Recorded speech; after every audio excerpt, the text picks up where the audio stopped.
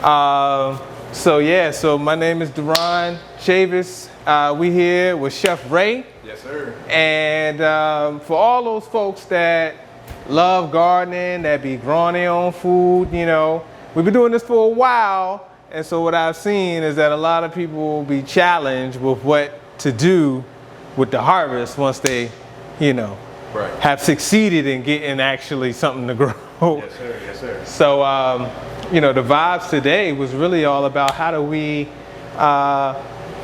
demonstrate, you know, how we get some delicious food going, you know? Most dope. Most dope. Tell us a little bit about yourself and what are we going to be rocking out with today? My name is Chef Ray, Soul Food RVA, and today we're going to make something very simple. We're going to do an eggplant and peppers stir fry, and we got some stuff fresh out the garden here. We got some, give me one sec. We got a couple eggplant. Nice. Got a couple red and green tomatoes.